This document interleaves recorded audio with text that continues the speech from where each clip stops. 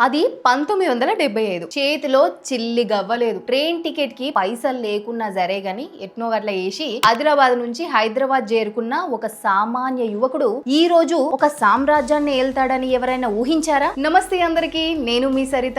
ఈ రోజు ఇంకొక ఇన్స్పైరింగ్ ఆంటర్‌ప్రెన్యూర్ స్టోరీతో మీ ముందుకు వచ్చిన. మొదట్లో ఆయన బట్టల షాప్ లో సేల్స్ మెన్. 15 రోజుల పాటు ఫుట్పాత్ మీదే నిద్ర, స్టేషన్ వెయిటింగ్ రూమ్ లోనే స్నానం. ఇవన్నిటికంటే ముందు ఆకలి విలువ తెలిసిన వ్యక్తి గాయన ఎవరో కాదు, నిలోఫర్ కేఫే అధినేత మన ఆనుముల బాబురావు గారి స్టోరీయే మనం ఇప్పుడు చెప్పుకోబోతున్నాం. ఒక హోటల్లో పని చేస్తుండగా నిలోఫర్ కేఫే యజమాని చూసిండట. అయితే ఆయన పిలుపుతోటి ఆయన కేఫ్ లోనే పనిలో చేరిండు. ఆయన ఓన్లీ సర్వర్ మాత్రమే కాదు, క్లీనర్, స్వీపర్, ఆఖరికి గిన్నెలు కూడా కడిగిండట. కానీ ఆయన దగ్గర ఒక అద్భుతమైన కళ ఉంది. అదేంటంటే చాయ్ చేయడం.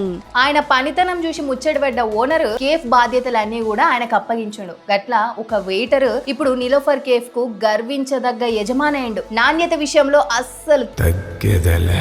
చాయ్ అంటే నిలోఫర్, నిలోఫర్ అంటే చాయ్. ఇది ఊరికే రాలే, క్వాలిటీలో రాజీ పడితే మన ఇజ్జత్ పోతుందని నమ్మిన వ్యక్తి మన బాబురావు గారు. నేను తినంది కస్టమర్ కి వడ్డించాను, ఇదే ఆయన సక్సెస్ మంత్రం. అట్లా ఇప్పుడు నిలోఫర్ కేఫే ఒక పెద్ద బ్రాండ్ అయింది. ఆటో డ్రైవర్ అన్న వచ్చి కడాక్ చాయ్ అడిగినా, సాఫ్ట్వేర్ సార్ వచ్చి స్టైల్ గా చాయ్ అడిగినా రుచిలో తేడా ఉండదు, మనసులో మకిలి ఉండదు. సంపాదించిన పైసలన్నీ దాచిపెట్టుకుంటే ఏమొస్తుంది? 10 మంది కడుపు నింపితే వచ్చే సంతోషమే వేరనుకునే మన బాబురావు గారు దందా ఒకటే చేయలే. 20 ఏండ్లుగా క్యాన్సర్ పేషెంట్లకు అట్లనే నిరుపేదలకు 3 పూటల అన్నదానం చేస్తున్నారు. కష్టం, నిజాయితీ ఉంటే ఫుట్పాత్ నుంచి శిఖరానికి ఎదగొచ్చని నిరూపించిన మన బాబురావు గారికి ఒక సెల్యూట్. మీకు నచ్చిన ఆంటర్‌ప్రెన్యూర్ స్టోరీ గురించి తెలుసుకోవాలనుకుంటున్నారా? అయితే ఖచ్చితంగా కమెంట్ చేయండి. వాళ్ళ స్టోరీతోనే మళ్ళీ వస్తా. మన పేజ్ ని లైక్ చేయండి, షేర్ చేయండి, అట్లనే ఫాలో కూడా చేయుర్రి.